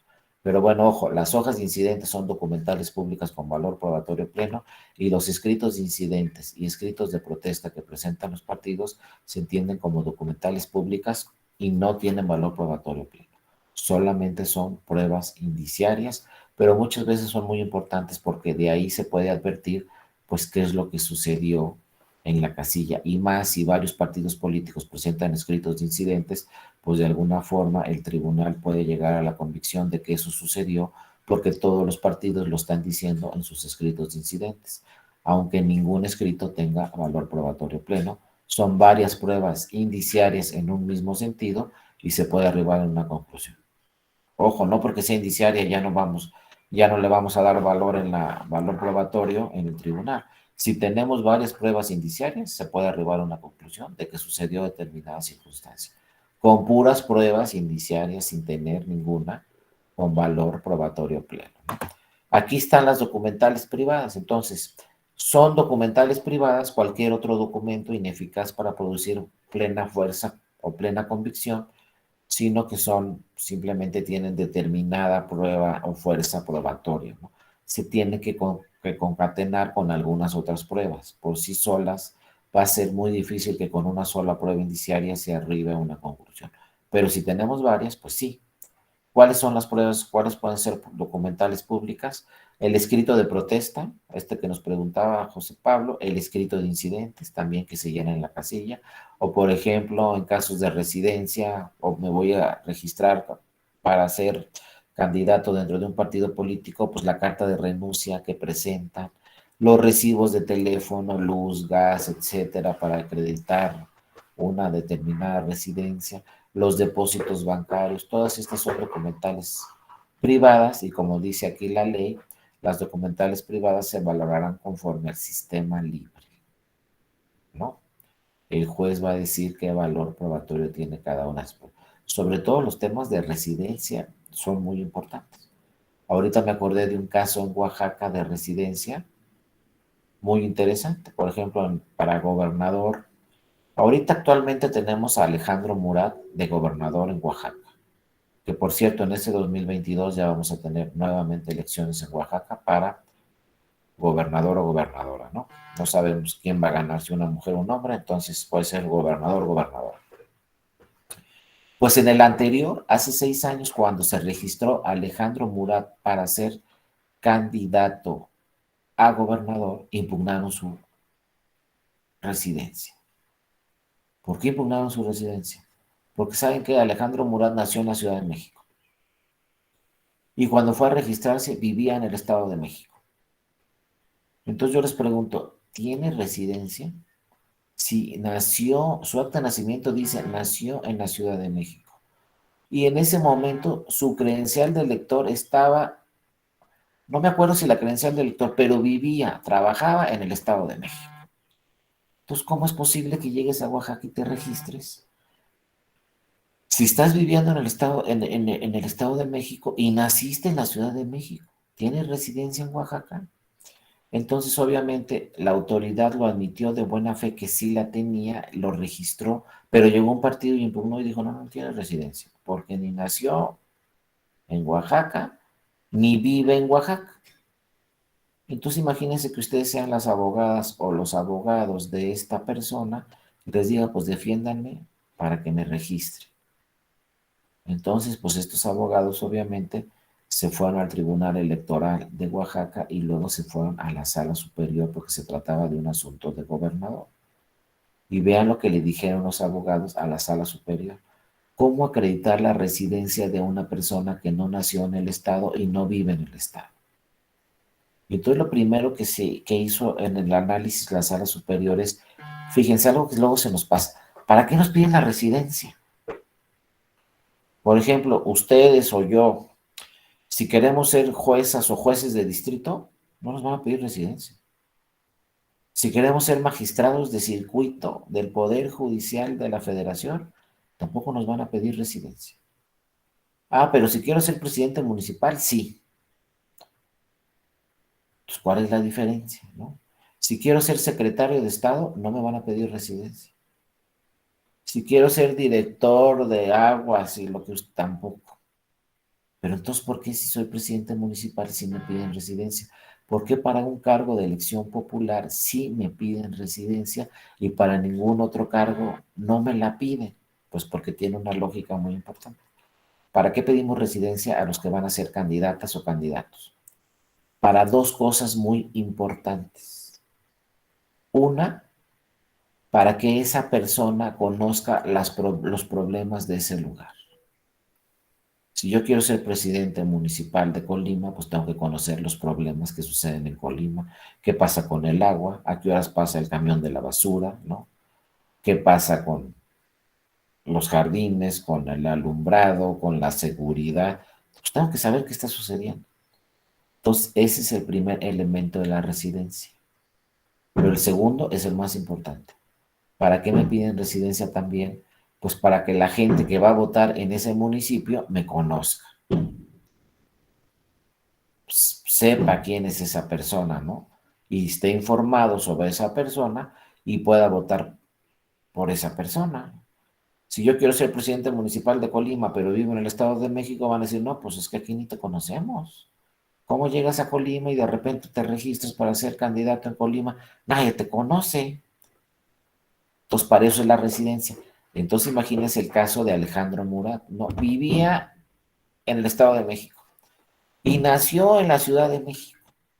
Entonces los abogados dijeron, ándale, y las abogadas, ¿cómo lo vamos a defender? Pues ahí le estuvieron buscando y buscando a la legislación de Oaxaca y encontraron dos puntos muy importantes que se los hicieron valer a la sala superior. Primero, la Constitución de Oaxaca señala, bueno, en ese tiempo señalaba, creo que todavía, que si tu padre y madre son oaxaqueños, tú también eres oaxaqueño. Eso es lo que se llama, ojo, derecho, ¿no? De sangre. Acuérdense que hay dos formas de decir yo soy de aquí. Desde los romanos, el jus soli y el jus sanguini, ¿no? Derecho de suelo o derecho de sangre. Yo puedo decir soy oaxaqueño porque nací en Oaxaca. O dos, soy oaxaqueño porque mis padres son oaxaqueños. Y mis abuelos también, etcétera. Así sucede en varios estados. Por ejemplo, yo que soy de Colima, en Colima es igual. Si mi padre o madre es colimense, yo también soy colimense, porque ahí está la sangre, ¿no? Pues entonces lo primero que le dijeron los abogados fue, al tribunal, a la sala superior, pues es oaxaqueño porque sus padres son oaxaqueños. Uno. Dos, la residencia, ¿cómo? ¿Pero te conocen o no? Pues, ¿qué creen? Que hasta suerte tuvo. Porque 6 años antes su padre también había sido gobernador en Oaxaca. Que no me acuerdo cómo se llamaba, cómo se llama el papá, que todavía vive, que fue gobernador, él es Alejandro, pero ahorita se me fue el nombre del papá. Pero el papá 6 años antes había sido gobernador. Y cuando fue gobernador, el papá, pues él lo acompañó a toda la campaña. El papá siempre ha vivido en Oaxaca. Son una José Murat, muchas gracias Leticia. El papá es José Murat y fue gobernador en Oaxaca también. Entonces todos conocían a la familia. Entonces cuando va a venir la votación y dicen ahora se lanzó el hijo para gobernador, pues claro que todo el mundo sabía quién era el hijo, dónde vivía, qué había hecho. Era una familia muy conocida, entonces se acreditaba también la residencia porque pues, la gente sabía exactamente por quién iba a votar y además lo conocían, porque ojo, una cosa es que haya nacido en la Ciudad de México y otra cosa es que nadie lo conozca en Oaxaca. Todo el mundo lo conocía en Oaxaca. Entonces, con base en esos dos elementos, la sala superior dice, sí, tiene la residencia, porque sus padres son oaxaqueños y porque es una persona conocida. Pero para esto ofrecieron una serie de pruebas, ¿no? De que sí lo conocían. Y con todas estas pruebas, pues se acreditó que sí se tenía que registrar y entonces la sala superior ordenó al Instituto Estatal Electoral de Oaxaca que lo registrara como candidato porque sí acreditaba la residencia y sí era oaxaqueño. Y posteriormente pues ganó la elección y pues actualmente ya está terminando su periodo de gobernador porque como todas y todos ustedes saben, en junio vamos a tener elecciones en Oaxaca nuevamente, ¿no? Entonces vean. Luego, Rodrigo, te paso el número del expediente, por ahí lo tengo, pero son asuntos así interesantes, donde luego decimos, ah, pues si tengo mi credencial de elector de Oaxaca, ya con eso acredito mi residencia. No, la credencial de elector es lo de menos. No crean que es una prueba con valor probatorio pleno para acreditar la residencia, la credencial para votar con fotografía. Lo que se acredita en esa credencial es lo que dice la credencial. Eso sí tiene valor probatorio pleno. Mi nombre, mi domicilio, etcétera. Eso te ha acreditado debidamente en la credencial para votar con fotografía. Pero la residencia es muy distinta. Otro caso rapidísimo. López Obrador, nuestro presidente actual, cuando se registró para jefe de gobierno, ¿saben de dónde era su credencial para votar con fotografía? De Tabasco, Villahermosa, Tabasco. Y un año antes había votado en Villahermosa, Tabasco. Entonces, ¿cómo que tiene la residencia en la Ciudad de México? Pues sí, tenía residencia en la Ciudad de México porque ofreció todas estas pruebas que les digo ante el tribunal. Ofreció recibos de luz, gas, teléfono, predial, porque vivía en un departamento aquí en la Ciudad de México. También ofreció testimoniales de los vecinos donde decían que sí vivía ahí. También ofreció ahí un oficio o una carta, no oficio, una carta de su partido político, donde decía que trabajaba en el partido político, pero muchos vecinos dijeron, no, pues claro que lo conocemos, vive en tu departamento tal. Entonces, aunque su credencial para votar con fotografía decía que había votado un año antes en Villahermosa, Tabasco, y tenía la dirección de su casa que tenía en Villahermosa, Tabasco también, pues aquí el Tribunal Electoral, en este caso fue el de la Ciudad de México, decidió que sí tenía residencia en la Ciudad de México, por todas estas documentales privadas que acreditaron que sí vivía en la Ciudad de México, aunque había votado un año antes en Villahermosa, Tabasco. Entonces, ojo, el domicilio tampoco acredita la residencia. Así está el caso de López Obrador. Es un caso muy claro porque, pues, tenía un domicilio en Villahermosa y tenía otro domicilio en la Ciudad de México. Sin embargo, se acreditó que estaba viviendo en la Ciudad de México y obviamente también se acreditó pues, que era una persona plenamente conocida en la Ciudad de México. Y después también sucedió lo mismo, ganó la elección y pues se sabe la historia muy bien, ¿no? Fue jefe de gobierno en la Ciudad de México. Entonces, ojo, las documentales privadas, también de una serie de documentales privadas, se puede arribar a una conclusión, como esta que les digo, de que tiene residencias personas. Luego vienen las pruebas técnicas. Las pruebas técnicas pues son pruebas todavía más complejas. ¿Cómo nos dice la ley? son las fotografías, otros medios de reproducción de imágenes, ¿no? En general, todos aquellos elementos aportados por los descubrimientos de la ciencia, perdón, que pueden ser desahogados sin necesidad de peritos. Pero ahí viene el problema. Muchas veces se ofrecen y se aportan al tribunal, pues pruebas técnicas que sí tienen la necesidad de peritos. Como yo les dije, a ver, si me dicen, como en la elección presidencial, pues ¿sabes qué? Te ofrezco todas estas tarjetas Soriana y tienen puntos, y con eso se estaba presionando a los electores. Entonces le llega el expediente al magistrado y el magistrado dice, ¿tienen puntos o no tienen puntos? El partido dice que tienen puntos que se pueden utilizar en el súper y comprar cosas. Pero yo, como magistrado, ¿cómo vas a ver si tienen puntos o no? A mí me llegaron unas cajas llenas de tarjetas Soriana. ¿Son nuevas? ¿No son nuevas? ¿Se usaron? ¿No se usaron? ¿Tienen puntos? ¿No tienen? ¿Cómo voy a saber? Pues sí, puede ser una prueba técnica, pues sí, puede ser una prueba técnica, porque son avances de la tecnología donde en una tarjeta le incorporan puntos y esos puntos los puedo utilizar para comprar cosas en el súper. ¿Yo cómo voy a saber como autoridad? Pues necesito a un perito. Pero la ley dice, si no puedes desahogar esa prueba tú solo, entonces no la puedes admitir, ¿no? Porque así nos dice la ley, son todos aquellos elementos aportados por los descubrimientos de la ciencia que puedan ser desahogados sin necesidad de peritos, instrumentos, accesorios, aparatos o maquinaria que no estén al alcance del órgano competente. Entonces llega esas pruebas a mi tribunal y como yo no tengo los instrumentos para saber si tienen o no tienen puntos, entonces no las admito, pues no, eso está mal en la legislación. El tribunal admite estas pruebas y pues consulta con peritos. Si da tiempo, como siempre lo hemos dicho. Si me da tiempo de citar a un perito y que me diga, oye, revisa este tema, a ver si tiene puntos, no tiene puntos, si es nueva, si no es nueva, pues lo hago como tribunal. Si no me da tiempo, pues ni modo. No voy a poder valorar esas pruebas porque no me da tiempo, porque el asunto lo tengo que resolver hoy en la noche, antes de las 12 de la noche, por ejemplo. Que luego llegan casos así muy urgentes que se tienen que resolver en 1, 2, 3 días y punto. No da tiempo más. Entonces habrá que revisar estas pruebas técnicas, les digo, son muy complejas, son videos muchas veces, son archivos dentro de un USB. Entonces hay que meter el USB a la máquina, ver cuántos archivos vienen y desahogar todos y cada uno de los archivos. Y algo muy complejo que le sucede al tribunal es que, por ejemplo, si vienen varios archivos en el USB y son videos, hay que desahogarlos todos, uno por uno. Por ejemplo, yo me acuerdo que cuando estábamos revisando las pruebas de la elección presidencial, pues eran las 3 de la mañana, ¿no? Y me dice un compañero, no, pues ya nomás revisamos esto USB y nos vamos. Pues órale. Ponemos el USB en la computadora y, oh sorpresa, 18 archivos.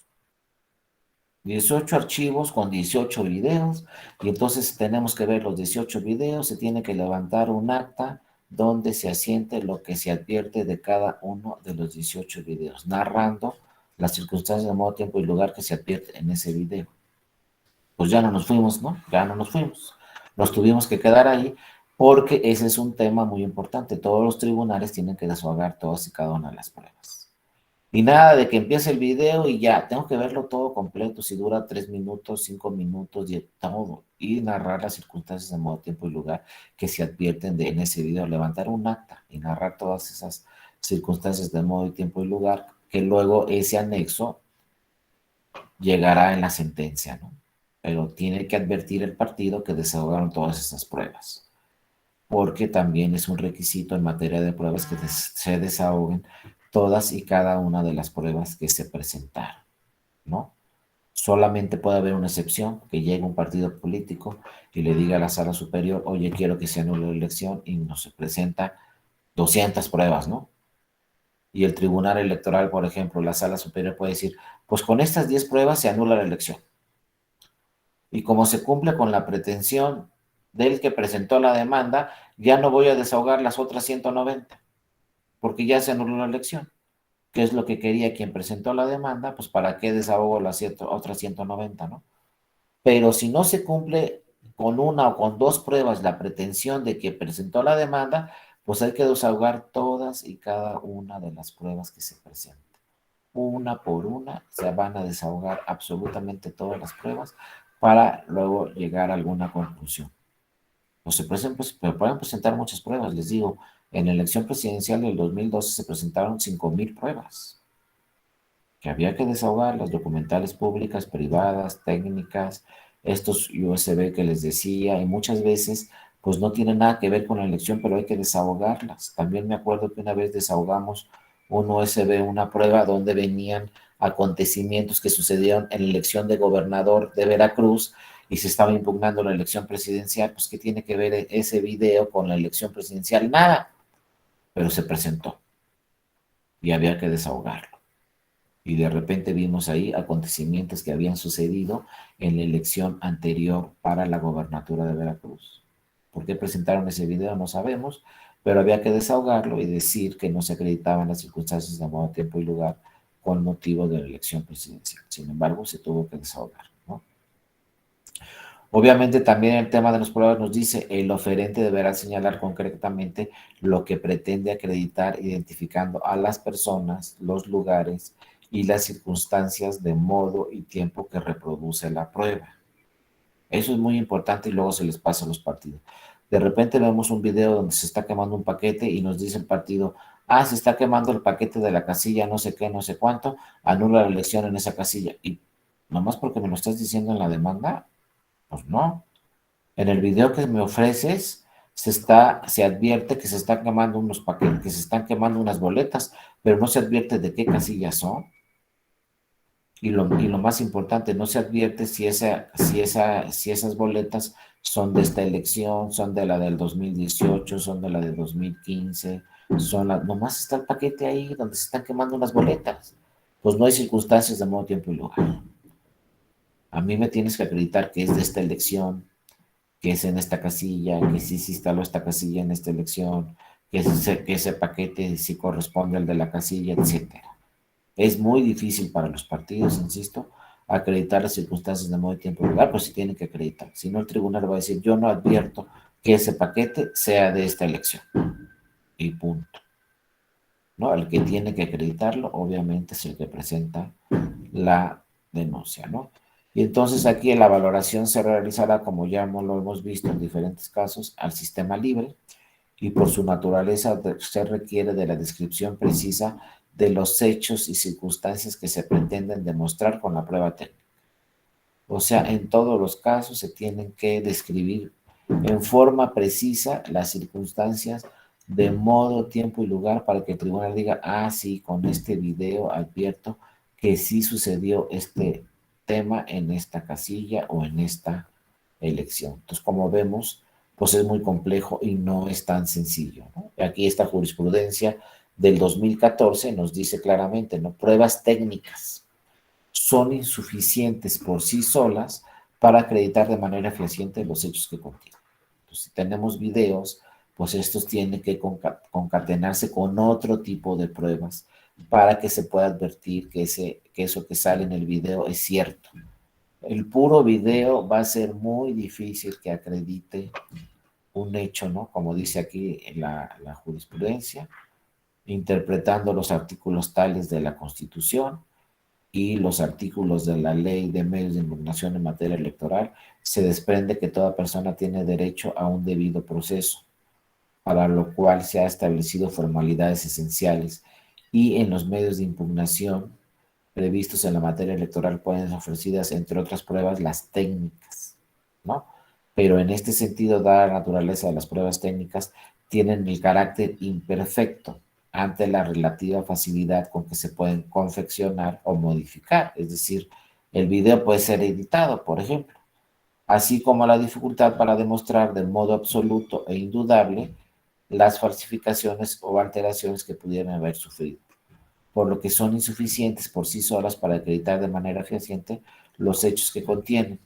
Así que es necesaria la concurrencia de algún otro elemento de prueba para arribar a una conclusión. O sea, no va a ser muy difícil que con un solo video se arriba a esa conclusión. A lo mejor es editado, como les decía, a lo mejor no sabemos de qué elección es esa irregularidad que se está presentando en los videos, entonces es muy difícil, ¿no? Con las pruebas técnicas acreditar una circunstancia, ¿no? Lo mismo, pues las tarjetas Soriana, por ejemplo, pues a quién se le repartió, cuándo se le repartió, tenían puntos, se utilizaron los puntos, si se repartió a los electores, no se repartió a los electores, etcétera. Una serie de circunstancias que son muy difíciles de que se acredite que fue cierto o no fue cierto. Y luego viene otro tema de las pruebas técnicas que sí es muy importante, ¿no? Acuérdense que a partir del 2007 y luego con la reforma 2014, el INE es el que lleva todos los temas de radio y televisión. Y el INE monitorea todo lo que aparece en radio y televisión, inclusive el INE también tiene convenios con las redes sociales para revisar todo lo que aparece en redes sociales. Bueno, tratándose de radio y televisión, pues el INE tiene todo lo que aparece durante una campaña en radio y televisión. Entonces, si yo soy partido político y, por ejemplo, veo a un candidato que aparece en un noticiero, que aparece en un anuncio, en una propaganda política y no le autorizo al INE, le digo al INE, oye, ¿sabes qué, INE? Dame el testigo de grabación del canal 2 a las 10 de la noche el día tal. Porque ahí sale este candidato y está prohibido, ¿no? O hay una propaganda política que está prohibida.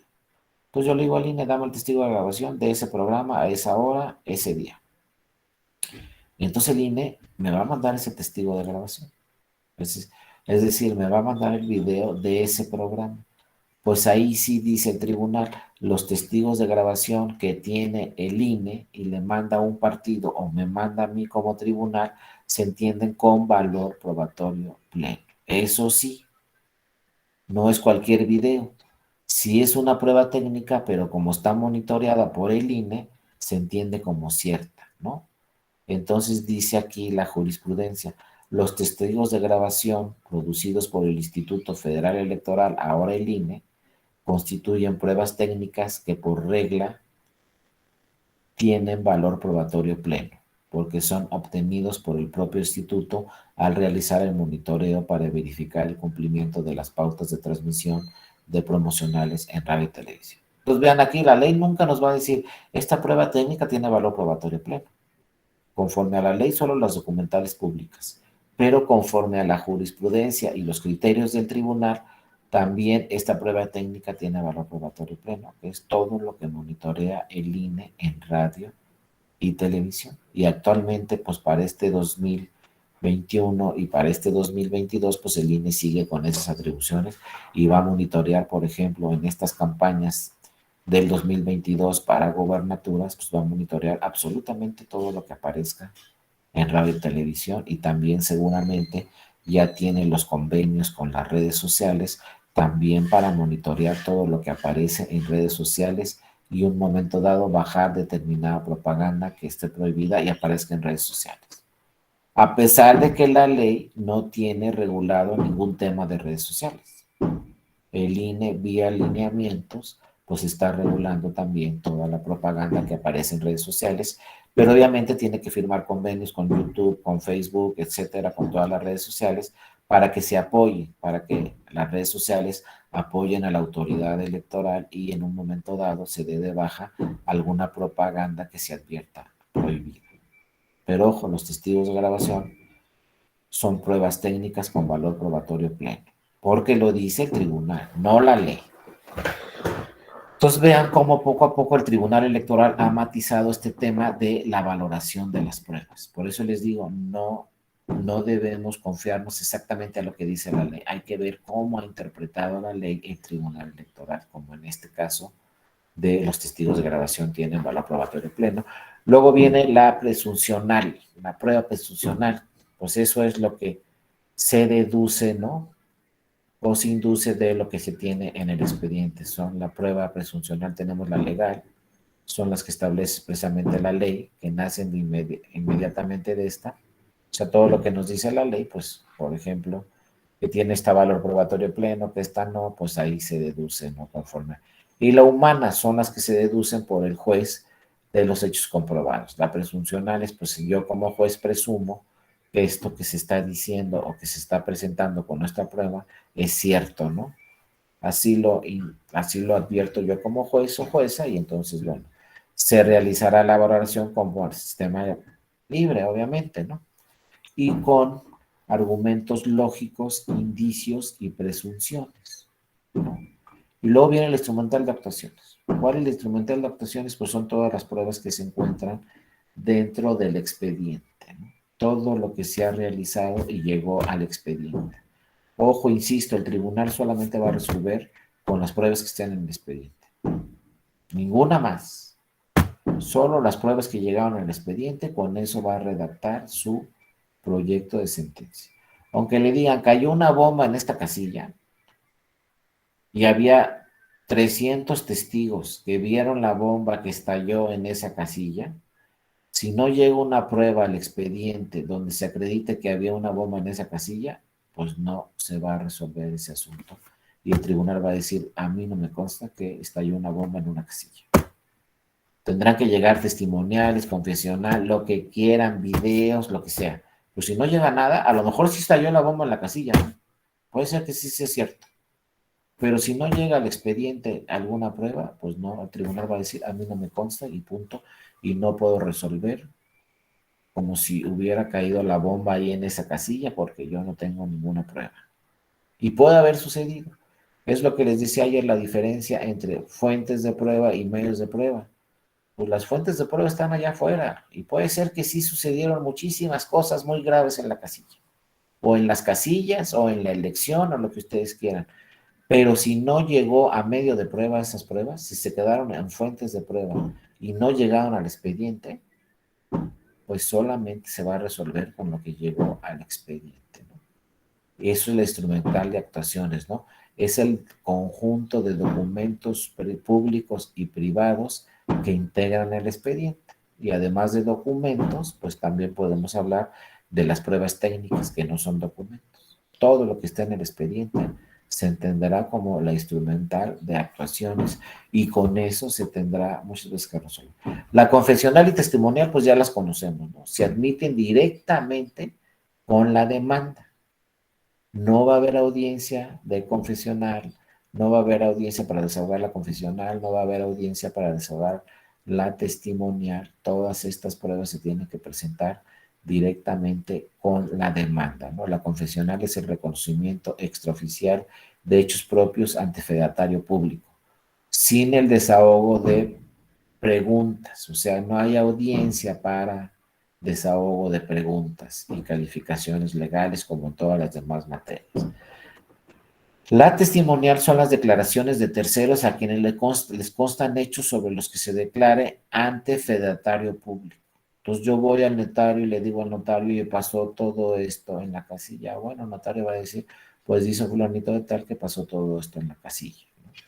Será obviamente una prueba indiciaria. Solo se admiten cuando versen sobre declaraciones que consten en acta levantada ante fedatario público. Yo voy a presentar una confesional, una testimonial, pues tenía que haber ido ante el notario público. Si yo lo digo en un sobrescrito, pues no me va a servir de mucho. Tenemos que tener la certificación del notario público que las haya recibido directamente de las declaraciones y siempre que estos últimos queden debidamente identificados y se asiente la razón de su dicho. Pero no nos va a servir de mucho estas confesionales y testimoniales. Por eso es mejor la hoja de incidentes que está en la casilla. Oye, si yo quiero que quede asentado algo que pasó en la casilla, pues ¿para qué voy con el notario? El sistema electoral es muy eficiente. Mejor le digo al presidente o a la presidenta de la casilla, oye, asienta en la hoja de incidentes que sucedió esto en la casilla. Se acabó el problema. No hay que ir al notario y quedará como cierto. La hoja de incidentes es documental pública con valor probatorio pleno. Las confesionales y testimoniales no tienen valor probatorio pleno. No le consta al notario lo que sucedió, pues mejor que se levante la hoja de incidentes en la casilla. Ahora también la hoja de incidentes en la casilla pues vale más que los escritos de los partidos. Entonces lo más importante para acreditar que algo sucedió en una casilla es que el presidente levante una hoja de incidentes, un acta de incidentes y señale está sucediendo esto o sucedió esto. la firmen las funcionarias y funcionarios de la mesa directiva de casilla, y con eso ya tenemos acreditado alguna circunstancia en la casilla, y no hay que buscarle con todas estas pruebas que son mucho más complejas, ¿no? También, obviamente, la testimonial y confesional se realizará conforme a la libre convicción del juez qué valor tiene cada una de las. Y luego los reconocimientos e inspecciones judiciales, pues ya vimos un ejemplo. Si da tiempo, pues yo como tribunal, pues voy a ir a realizar un reconocimiento o una inspección judicial a algún lugar para llegarme de más pruebas. Pero insisto, deben cumplirse con determinados requisitos para que se considere válida esta inspección, ¿no? Se deberá de determinar, primero se deberá de determinar los puntos sobre los que versará esta inspección judicial. Se debe citar a las partes interesadas, es decir, por ejemplo, si voy a ir a una casilla a ver qué pasó en esa casilla, pues me pueden acompañar todos los partidos políticos. Las partes que asistan a la diligencia tienen derecho a hacer observaciones también, obviamente, y se levantará una constancia de los resultados de la diligencia. Es decir, en todas estas inspecciones judiciales va a ir el tribunal a revisar algún tema y lo pueden acompañar los representantes de los partidos políticos. No puede ir un actuario, puede ir un secretario de estudio y cuenta, pero tienen derecho los partidos políticos a acompañarlo. Por ejemplo, en un procedimiento especial sancionador, no, pues que se pusieron 5 espectaculares en el centro de la ciudad. Pues entonces el INE le puede decir al secretario de ese consejo distrital, pues ve y revisa si están los 5 espectaculares y levanta un acta. Pues cuando va el secretario y levanta un acta asentando que sí aparecen ahí 5 espectaculares, les toma fotografías y narra en qué consta lo que dicen los 5 espectaculares, pues esa diligencia también pueden ir, obviamente, los representantes de los partidos políticos y tendremos ahí una prueba donde se está acreditando pues que hay 5 espectaculares en la ciudad y luego, bueno, vendrán en su caso las sanciones, si está prohibido, si no, etcétera. Pero estos reconocimientos, inspecciones judiciales los puede hacer tanto la autoridad administrativa como la autoridad jurisdiccional. Y luego viene este tema también muy complejo, el de la prueba pericial que ya platicamos. Pues el problema que tiene la prueba pericial es lo que nos dice aquí exactamente la ley. Solo podrán ser ofrecidas y admitidas en aquellos medios de impugnación no vinculados con el proceso electoral. No vinculados con el proceso electoral. Entonces, como yo les decía en el ejemplo, si una persona se registra y dice soy una persona que pertenece a una comunidad indígena, y luego llega otro partido y le dice al INE, no, esta persona no pertenece a una comunidad indígena, yo lo conozco muy bien y no pertenece. Entonces, ¿cómo va a ser el tribunal? Si pertenece o no pertenece a una comunidad indígena. De entrada, el tribunal, como yo les dije, y el INE lo toma de buena fe. Va al INE, se registra y dice, yo me autoescrito como una persona indígena, perfecto. Entonces dice el INE, de buena fe lo voy a tomar y sí, perteneces a una comunidad indígena y entonces te voy a registrar en este distrito que solamente se pueden registrar personas que pertenezcan a una comunidad indígena. Perfecto. Pero luego llega otro partido y le dice al INE, no, pues ¿qué crees? Este no, yo lo conozco muy bien y no es una persona que pertenezca a una comunidad indígena, por lo tanto, no se puede registrar. Entonces el asunto llega al tribunal y el tribunal dice, ¿pertenece o no? Pues no somos magos en el tribunal, ¿no? Pues necesitamos una pericial antropológica, que una autoridad especializada nos diga si pertenece o no pertenece a una comunidad indígena para confirmar su registro o para revocar su registro. Pero estoy hablando de un tema dentro del proceso electoral. Y la ley nos dice no se pueden ser ofrecidas y admitidas en asuntos que tengan relación con el proceso electoral. Sin embargo, aquí lo ha matizado el tribunal y dice, pues habrá casos donde sí da tiempo de desahogar la prueba pericial y se tiene que desahogar para determinar, para revisar un determinado tema. Entonces, lo que aquí, desde mi punto de vista, lo que tiene que suceder con este tema de las pruebas periciales es reformar la ley y que la ley diga, si da tiempo de desahogarla, se puede desahogar. Si no da tiempo de desahogarla, pues no se puede desahogar y ya. pero no que diga no pueden ser ofrecidas y admitidas, pues es que muchas veces también la autoridad electoral necesita de una prueba pericial para saber determinado tema. También en las pruebas técnicas muchas veces se tiene que desahogar con una prueba pericial para que nos diga un perito exactamente qué es lo que pasó durante el proceso electoral. Entonces aquí sí es muy importante tener una reforma y que la ley diga las pruebas periciales se pueden ofrecer, se pueden aportar, pueden ser admitidas y se pueden desahogar si da tiempo. Ojo, el tribunal nunca va a estar obligado, solamente debe de tener ese tema de que si da tiempo desahoga la pericial, si no da tiempo no la desahoga, pero no como está cerrado actualmente en la legislación, que dice solo podrán ser ofrecidas y admitidas en aquellos medios de impugnación no vinculados con el proceso electoral y sus resultados, ¿no? ¿Qué quiere decir la prueba pericial? Pues es la opinión calificada de una persona ajena al proceso que por su experiencia o preparación en una rama de la ciencia, la técnica, el arte o incluso de la profesión o oficio permite esclarecer un punto controvertido en el que el juez requiera apoyo especializado, como este. Pues sí, yo soy magistrado electoral o magistrada electoral, muy bien, pero yo cómo sé si esta persona pertenece a una comunidad indígena o no, porque se está registrando en un distrito que solamente se pueden registrar personas que pertenezcan a comunidades indígenas, porque es una acción afirmativa y en un número determinado de distritos en el país solo pueden registrarse personas que pertenezcan a una comunidad indígena para que ahí gane un diputado federal o una diputada federal que pertenezca a una comunidad indígena. ¿Yo cómo voy a saber? Pues no lo puedo saber yo como magistrado o magistrado, ¿no? O como consejera o consejera del Consejo Distrital donde pidieron su registro a estas personas. Necesito el desahogo de una prueba pericial pues, para saber, y en su caso, registrarlo o no registrarlo, ¿no? Y hay algunos otros temas, ¿no? Que también se tendrán que revisar, pero esto de la pericial es muy importante porque sí debe ser una prueba que la pueda desahogar el Tribunal Electoral en cualquier momento y no solo cuando no tengamos proceso electoral. ¿Cuáles son los requisitos para promover entonces esta prueba pericial?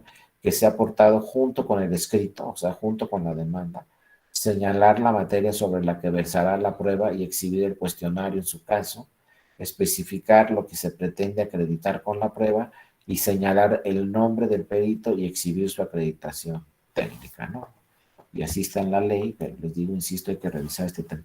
Y luego las pruebas supervenientes, acuérdense, son aquellas que se reciben, ¿no? Después, ¿no? Son los medios de convicción surgidos después del plazo legal en que deben de aportarse las pruebas y aquellos que ya existían, pero el oferente no ofreció o aportó por desconocerse o por haber obstáculos que no se podían superar.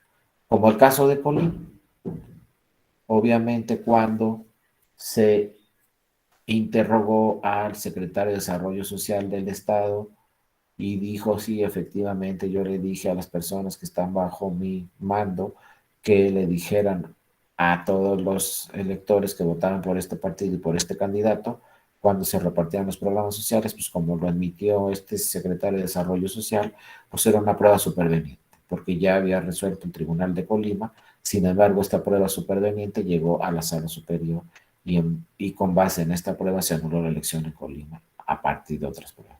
Entonces, ojo, esta figura es muy importante.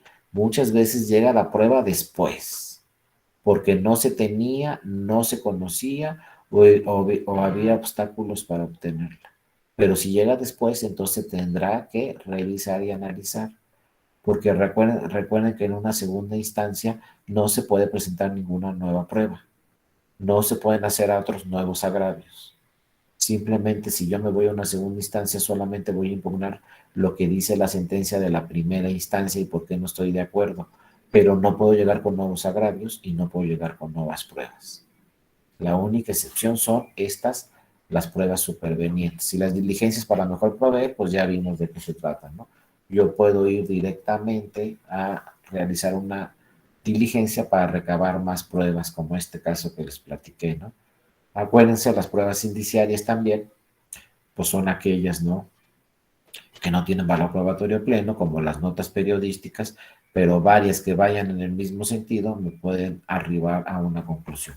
yo puedo arribar a una conclusión si 10 notas periodísticas dicen lo mismo y tienen la misma fotografía y no tengo ninguna en contrario. Entonces, aunque sean puras notas periodísticas, pues puedo decir si sucedió esto en esta ciudad porque todos los periódicos lo están señalando y viene ahí la misma fotografía de que esta persona se encontraba, por ejemplo, en tal lugar, ¿no? Entonces, las pruebas iniciales también son muy importantes. ¿Cuál es la estructura de las pruebas iniciales? Pues que existe un solo indicio muy fuerte, esté interrelacionado entre sí y que estos indicios estén desvirtuados o rebatidos, ¿no? No estén desvirtuados, es decir, todas las notas periodísticas en un mismo sentido y no tengamos notas periodísticas en contrario para que se pueda entenderlo. El estándar probatorio, ya con esto terminamos, es muy importante este tema del estándar probatorio. ¿Qué quiere decir? Cómo debemos de valorar las pruebas, ¿no? ¿Cuál es el estándar? Acuérdense, el estándar que teníamos por lo general en México y en muchas partes del mundo era lo que les decía, ¿no? La carga de la prueba le corresponde al actor, ¿no? Y siempre la carga de la prueba le corresponde al actor. Sin embargo, la Corte Interamericana de Derechos Humanos ha señalado, ¿no? En los estados denunciados no aplica la presunción de inocencia, por lo cual el estándar probatorio debe de flexibilizarse. ¿Cuándo dijo la Corte Interamericana de Derechos Humanos que no aplica la presunción de inocencia? Pues en casos muy específicos, como cuando la víctima es una mujer, y si la víctima es una mujer indígena, con mucho mayor razón, ¿no? Aquí sí no aplica la presunción la presunción de inocencia para aquella persona denunciada. Entonces, estamos hablando de una mujer, que es un grupo en situación vulnerable, y si le agregamos que esa mujer es indígena, estamos en dos grupos de situación vulnerable, uno por ser mujer y otro por ser indígena. Entonces aquí nada de que, por ejemplo, si hay violencia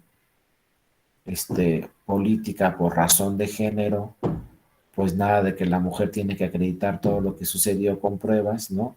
Y mientras va a aplicar la presunción de inocencia para el que ejerció la violencia política en razón de género. No, aquí dice la Corte, debe de flexibilizarse. El estándar de la prueba que ha aplicado la Corte Interamericana de Derechos Humanos es bajo el principio de la sana crítica, es decir, libre valoración del juzgador mediante lógicas y máximas de experiencia.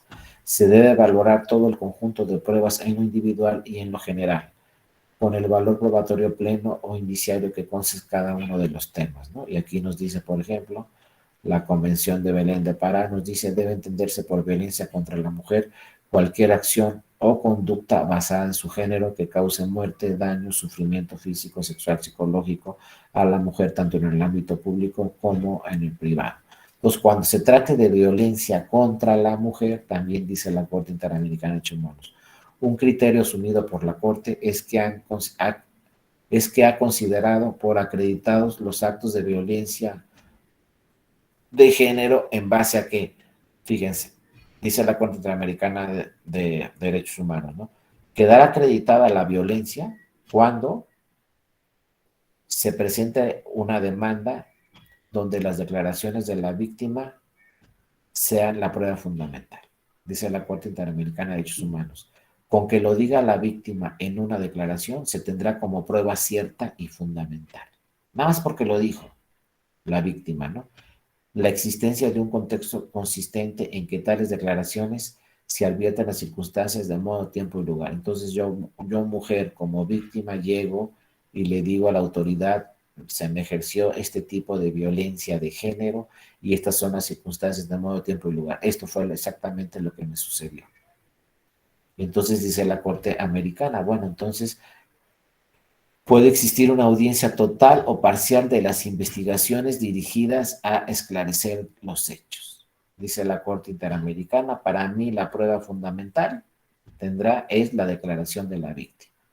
Y entonces, para que esto se entienda que no es cierto que se ejerció esa violencia, será no el demandado el que tiene que acreditar que no es cierto, porque ya tengo yo la prueba fundamental, que es la declaración de la víctima. Entonces, si no es cierto, el demandado tendrá que acreditar que eso que está diciendo la víctima en sus declaraciones no es cierto, pero lo tiene que acreditar con pruebas. Entonces, a partir de estas decisiones de la Corte Interamericana de Derechos Humanos, ¿no? En estos casos, pues resulta que la carga de la prueba cambia. Ahora la carga de la prueba no corresponde a que presenta la demanda. La carga de la prueba corresponde al demandado, porque dice la Corte Interamericana, es prueba fundamental la declaración de la víctima y se entiende como cierto. Y si el demandado dice que no es cierto, pues a ver, preséntame las pruebas necesarias. Simplemente la víctima debe de llegar con una declaración, decir exactamente qué le sucedió, no, relatando exactamente cuáles son las circunstancias de modo, tiempo y lugar, pero insisto, es prueba fundamental y se tendrá como cierto. Entonces, si no es cierto que ejerciste violencia a estas personas, pues tendrás que llegar necesariamente tú demandado y acreditarle ese tema a la Corte Interamericana de Derechos Humanos, en fin. Eso es a nivel internacional, como lo dice la Corte Interamericana, ¿no? Que así deben de trabajar todos los estados miembros, ¿no? Ahora llegó un asunto a la Sala Superior del Tribunal Electoral y pues más o menos hizo valer ese criterio de la Corte Interamericana de Derechos Humanos, pero ya en un caso en México, en un caso electoral, y se habló de la reversión de la carga probatoria. Y en estos asuntos, estos recursos de reconsideración 133-2020 y 134-2020, la Sala Superior señaló muy claramente, ¿no? En casos de violencia política en razón de género a mujeres indígenas, estos debe ser reforzado el enfoque para valorar las pruebas con la reversión de la carga probatoria. Es decir, dice la Sala Superior, cuando se trate de mujeres indígenas y vengan aquí a señalar casos de violencia política en razón de género, se tendrá como cierto lo que nos diga la mujer indígena y entonces quien tiene que acreditar que eso no es cierto será el demandado. O sea, lo mismo que dice la Corte Interamericana de Derechos Humanos, lo está diciendo ahora la Sala Superior del Tribunal tratándose de mujeres indígenas. Y habla claramente la reversión de la carga probatoria. Ahora, el demandado tendrá que acreditar que eso no es cierto. Y si no lo acredita que no es cierto, se tendrá como cierto, ¿no? Entonces se dice aquí, en los casos de violencia política en razón de género a mujeres indígenas debe ser reforzado el enfoque para valorar las pruebas con la reversión de la carga probatoria. En estos casos corresponde a la persona demandada desvirtuar fehacientemente la existencia de los hechos en los que se basa la infracción, con pruebas que doten plena certeza de que los hechos denunciados sean falsos. Y si no lo demuestras, pues será sancionado por ejercer violencia política en razón de género. Son casos muy importantes. Para mí este caso es muy interesante. Es una sentencia pues que cambia completamente con lo que siempre hemos escuchado de valoración de las pruebas, con un principio que está en todo el mundo que dice la carga de la prueba le corresponde al actor. Ahora la Sala Superior está diciendo en estos casos de excepción la carga de la prueba le corresponde al demandado, como así lo ha señalado también la Corte Interamericana de Derechos Humanos, porque es muy difícil, se ha acreditado en varios casos que es muy difícil para la víctima demostrar la violencia política en razón de género. Son temas muy complejos, entonces imagínense, está afectada por violencia política en razón de género, pero además tiene que acreditarlo con pruebas, pues no se puede, es prácticamente imposible. Si estoy sufriendo violencia política en razón de género y aparte lo tengo que acreditar con pruebas, y esto es en tema electoral, pero esto debería irse también en temas penales muy importantes, ¿no? Oye, si me está pasando esto y además me dices, oye, acredítamelo con pruebas, pues no. Debe haber este tema de reversión de la carga probatoria, debe ser un tema muy importante que se tendrá que revisar posteriormente también en otros casos, pero aquí ya entró el tribunal a este tema de que la carga de la prueba en estos casos le corresponde al demandado y aquí tenemos los dos ejemplos, estos dos casos. Seguramente posteriormente llegarán otros casos donde pues se confirme este criterio, donde la carga de la prueba, ahí sí le corresponde al demandado, ¿no? porque pues se aplica esta figura de la presunción de veracidad, lo que se diga por parte de la víctima se entenderá como cierto y mientras no acredite algo diferente. El demandado, esto se tendrá, ¿no?, como cierto, y ahí quedarán los casos. Bueno, con esto terminamos pues las sesiones de lunes, martes y miércoles. Por ahí un compañero me está solicitando la presentación. Obviamente es para todos ustedes. Si me escriben a mi correo electrónico que viene aquí, dario.mora@te.gov.mx, si me escriben a mi correo electrónico, yo con todo gusto les hago llegar esta presentación contestándoles el correo. Y pues bueno, les agradezco a todas y a todos mucho su participación, su interés en estas sesiones. Recuerden que en la Escuela Judicial Electoral pues tenemos muchos otros cursos en los que se pueden inscribir, el de unidades, bueno, hay muchísimos, ahí los pueden ver en la página. Cualquiera que usted esté interesado en inscribirse en otro curso, pues ahí estamos al pendiente.